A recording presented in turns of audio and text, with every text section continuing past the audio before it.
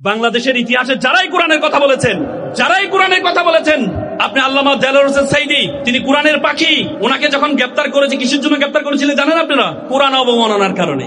ওনাকে যাবজ্জীবন দিয়ে মেডিকেল কিলিং এর মাধ্যমে ওনাকে হত্যা করা হয়েছে। কিন্তু আল্লামা সাইদিকে হত্যা করে কোরআনের যে রেভলিউশন, সেটা কি বন্ধ করা গিয়েছে? প্রত্যেকটা ঘরে একজন সাইদি তৈরি হয়েছে। শুধুমাত্র আমাদের দেশে নয়, if you look to the background of the history of the world, আপনি সক্রেটিসের দিকে তাকান। সক্রেটিসকে প্রথমে গ্রেফতার করা হয়েছিল ধর্মীয় অবমাননার কারণে, হেমলক বিষ দিয়ে তাকে হত্যা করা হয়েছিল।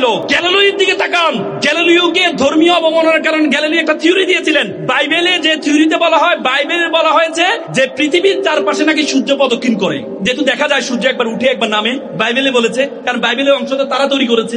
গ্যালিলিও প্রথম বলেছেন 1662 সালে, তিনি বলেছেন না, সূর্যের চারদিকে পৃথিবী প্রদক্ষিণ করে। এটা বলার কারণে উনি নাকি ধর্মকে অবমাননা করেছেন, এজন্য ওনাকে গ্রেফতার করেছেন। গ্রেফতার করে পরবর্তীতে মেডিকেল কিলিং এর মাধ্যমে যাবজ্জীবন কারাদণ্ড দিয়ে আল্লামা দেলোয়ার হোসেন সাইদির মতো উনাকেও জেলে হত্যা করা হয়েছে।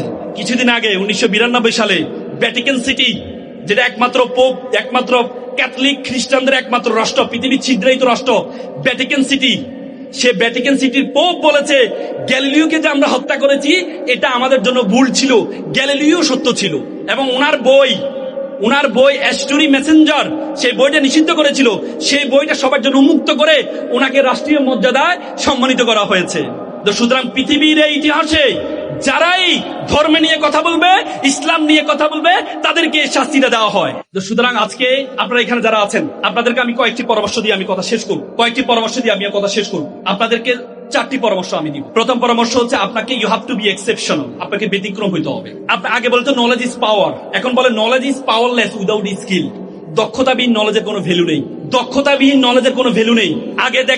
আগে দেখেন শুধুমাত্র নলেজকে গুরুত্ব দেওয়া হতো, আর এখন দক্ষতাকে গুরুত্ব দেওয়া হয়। আপনি চিন্তা করেন, বাংলাদেশের এই বর্তমানে বাংলাদেশের 10 লক্ষ অনার্স মাস্টার্স পাস বেকার আছে। কত লক্ষ? 10 লক্ষ।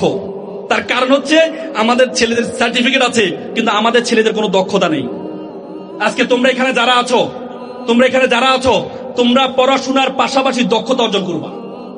দক্ষতা অর্জন থেকে আপনি স্কিল হইতে পারেন। স্পিকিং স্কিল বলে যে যত স্কিল আছে, most final skill, all over the skill is a speaking skill. কথা বলার দক্ষতা, এই কথা বলার দক্ষতা তুমি যদি অর্জন করতে পারো, তাহলে তোমার সফলতা 80%, আর 20% হচ্ছে তোমার সার্টিফিকেটে। কয়েকদিন আগে তোমরা দেখেছো স্টিভ জবস তার মাইক্রোসফটে যারা জব করে, এই মাইক্রোসফটের জবের 50% তার যে এমপ্লয় আছে, সেই এমপ্লয়ের কোনো সার্টিফিকেট নেই। এই জন্য তোমরা এখানে যারা আছো, তোমাদেরকে শুধু সার্টিফিকেটের পিছনে দৌড়াইলে হবে না, তোমাদেরকে দক্ষতা অর্জন করতে হবে। আমি স্যালুট জানাই বাংলা ইসলামী ছাত্র শিবিরকে। তোমরা যদি ডিবেটার হতে চাও, তাহলে বাংলা ইসলামী ছাত্র শিবিরের ডিবেট ফোরাম আছে, তোমরা সেখানে ডিবেট করতে পারো। তোমরা যদি ভালো রাইটার হতে চাও, তাহলে লেখক ফোরাম আছে বাংলা ইসলামী ছাত্র শিবিরে, তোমরা সেখানে যেতে পারো। তোমরা স্পিকার হতে চাও, স্পিকার ফোরাম আছে, তোমরা সেখানে যেতে পারো। তোমরা সবকিছু শিবিরের সকল ধরনের সুযোগ সুবিধা গ্রহণ করবা, কিন্তু তোমাদেরকে শিবির করতে হবে না।